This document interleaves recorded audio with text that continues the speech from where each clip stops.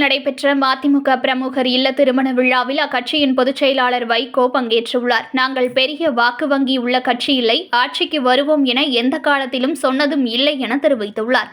மயிலாடுதுறை மாவட்டம் குத்தாலத்தில் மதிமுக குத்தாலம் பேரூர் செயலாளர் கருணாநிதி இல்ல திருமண விழா நடைபெற்றது. இதில் சிறப்பு அழைப்பாளராக மதிமுக பொதுச் செயலாளர் வைகோ கலந்து கொண்டு மணமக்களுக்கு வாழ்த்துக்களை தெரிவித்துக் கொண்டார்.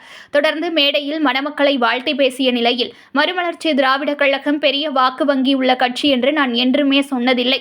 கட்சி தொடங்கிய காலத்திலிருந்து நாங்கள் ஆட்சிக்கு வருவோம் என கூறியதில்லை என தெரிவித்தார். நான் திருமண மண்டபத்திற்கு வரும்போது வருங்கால முதல்வர் வாழ்க என விற்பனை ஒருவர் கோஷமிட்டார். இதோடு உங்களது முழக்கத்தை நிறுத்தவும், இதை நான் அந்த காலத்திலேயே தடுத்துவிட்டேன் என பதில் தெரிவித்தார்.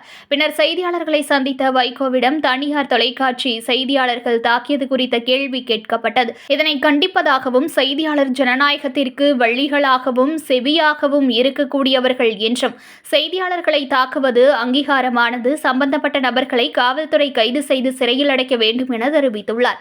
ஆட்சியில் பங்கு என்பது குறித்து செய்தியாளர்கள் எழுப்பிய கேள்விக்கு பதிலளிக்காமல் சட்டென காரில் புறப்பட்டு சென்றார். நாங்கள் வாக்குகள் வங்கி அளவிலே பெரிய வாக்கு வங்கி வைத்திருக்கக்கூடிய கட்சி என்று நான் என்றும் சொன்னதில்லை. மறுமலர்ச்சி திராவிட முன்னேற்ற கழகம் உதயமான நாளிலிருந்து நான் தமிழ்நாட்டுக்கு எங்கள் கட்சி ஒரு நாள் ஆட்சிக்கு வரும் என்று நான் பேசியதும் இல்லை. உள்ளே நுழைகிற போது ஒரு கண்மணி வருங்கால முதல்வர் வாழ்க என்று முழக்கத்தை எழுப்பிய மறுகணமே, இதோடு நிறுத்தும் முழக்கத்தை, இந்த முழக்கத்தை நான் அந்த காலத்திலேயே அனுமதித்ததில்லை.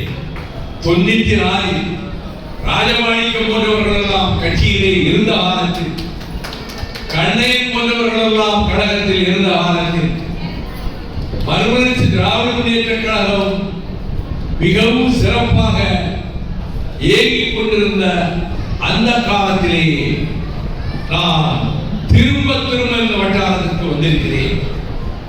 சார், இந்த கரூர் மாவட்டத்தில் நியூஸ் தமிழ் செய்தியாளரை தாக்கியிருக்காங்களே சார், அதை பற்றி என்ன சார் நினைக்கிறீங்க?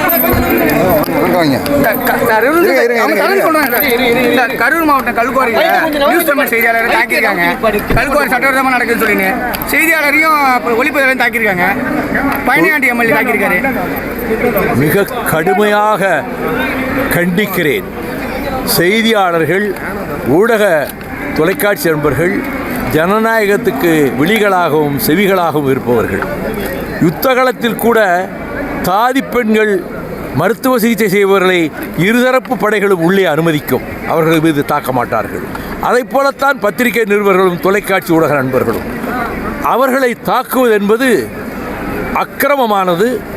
அதில் யார் ஈடுபட்டிருந்தாலும் இரும்பு கரம் கொண்டு ஒடுக்குவதைப் போல உடனடியாக காவல்துறை அவர்களை கைது செய்து கூண்டில் நிறுத்தி கொட்டடியில் அடைக்க வேண்டும் என்பதை நான் மறுமலர்ச்சி திராவிட முன்னேற்ற கழகத்தின் சார்பில் கண்டனமாக தெரிவித்துக் கொள்கிறேன்.